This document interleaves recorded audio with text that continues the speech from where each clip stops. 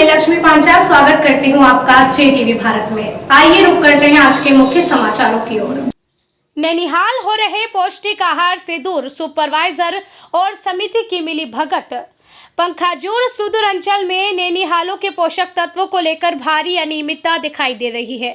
यह समूह द्वारा औपचारिकता का निर्वहन करते नजर आ रहे हैं। हम बात कर रहे हैं जाम कुटनी केंद्र और माझी कुटनी आंगनवाड़ी केंद्र की, जहां पर बीते दिनों दोनों ही केंद्र से कार्यकर्ता नदारद थी तथा शासन द्वारा वितरण किए जाने वाले खाद्यान्न की कमी थी, जिस पर पंखाजूर महिला बाल विकास विभाग के अधिकारी जागेश्वर पराते प्रभारी ने एक जांच दल गठित कर जांच के लिए भेजा गया था, मगर मामले में अब तक कोई कार्रवाई नहीं की गई है।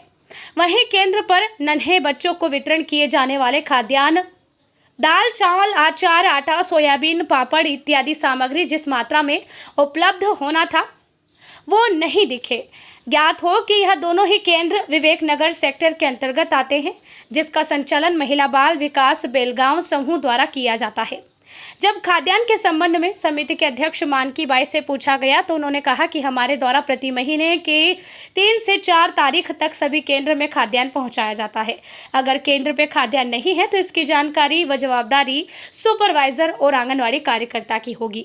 वहीं सुपरवाइजर श्यामा बंजारे ने कहा कि अगर केंद्र पे खाद्यान्न नहीं थे तो कार्यकर्ता अपने घर ले गई होगी।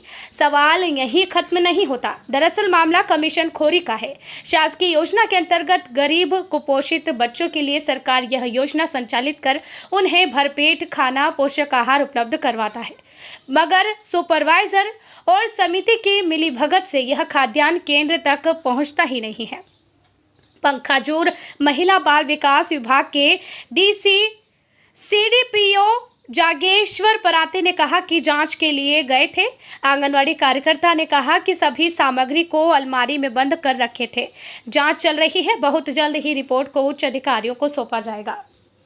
अभी एक मामला सामने आया था जहां पर आंगनवाड़ी कार्यकर्ता और सहायिका दोनों केंद्र से नदारद थी। क्या इस पे किस प्रकार से जांच हुई सर, क्या कार्रवाई हुई? एक मामला सामने आया था, कुछ दिन पहले समाचार पत्र में प्रकाशित किया गया था कि केंद्र बंद पाया गया है करके। तो इस संबंध में जांच कराया गया है इसके बारे में। तो जिस हिसाब से वहाँ जांच रिपोर्ट मिला है, रिपोर्ट के अनुसार आगे की कार्रवाई की जाएगी। पर अभी जाम कुटनी में सहायिका का पद खाली है, नियुक्ति की प्रक्रिया चल रही है। तो वहाँ सहायिका तो अभी रिक्त था, ये पता है ये चीज़ मेरे को। पर जांच के बाद जो रिपोर्ट है उसके अनुसार आगे की कार्रवाई की जा रही है। सर वहाँ देखा गया था कि पोषक आहार की मात्रा भी कमी थी, जिस मात्रा में वहाँ पर केंद्र में उपलब्ध होना था वह नहीं पाया गया। इसके जवाबदार कौन है, जिम्मेदार कौन है सर? जांच रिपोर्ट में तो इसमें उस दिन कार्यकर्ता नहीं थी वहाँ, है ना। तो उस दिन जितने बच्चे थे उस दिन के लिए ये बता रही है, जांच के लिए अपने यहाँ मैडम गई थी, मैं तो नहीं था उस समय।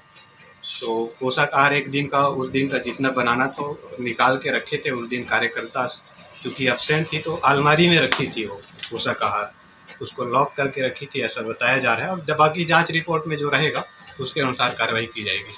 क्या लगता है सर, इस प्रकार से अगर अंदरूनी क्षेत्र में केंद्र बंद पाया जाता है, इसमें नैनीहालों पर कितना असर, गहरा असर पड़ सकता है? हाँ, चूँकि अपने पंखाजूर कोयलीबेड़ा अंतरगढ़ का बहुत सारे क्षेत्र ऐसे हैं जो काफ़ी अंदर में हैं। तो ये चीज़ बंद रहना तो नहीं चाहिए, पर निरीक्षण पर्यवेक्षण इसके बारे में भी जानकारी लिया तो होता ही रहता है निरीक्षण पर्यवेक्षण। पर कुछ कारण हो सकता है जिसके कारण वो कार्यकर्ता या फिर सहायिका एब्सेंट रही होगी। पर जैसा जांच रिपोर्ट है, रिपोर्ट में जैसा मिलेगा उसके अनुसार आगे की कार्रवाई की जाएगी। क्या माना जा सकता है, किस प्रकार से कार्रवाई होगी इसमें? जांच रिपोर्ट में जो दोषी होगा उसके ऊपर जरूर कार्रवाई की जाएगी। किन स्तर पे कार्रवाई की जाएगा, जिला लेवल पे कि ब्लॉक लेवल पे? चूँकि अब ब्लॉक लेवल पे तो हम लोग को कार्रवाई करना पड़ेगा और जिला लेवल पे प्रस्तावित करना पड़ेगा कार्रवाई के लिए। तो कार्रवाई के लिए जिला लेवल पे भेजा जाएगा। क्या जांच टीम गए थे उनको? हाँ, जांच टीम गया था, जांच करा लिया गया है। सर वहाँ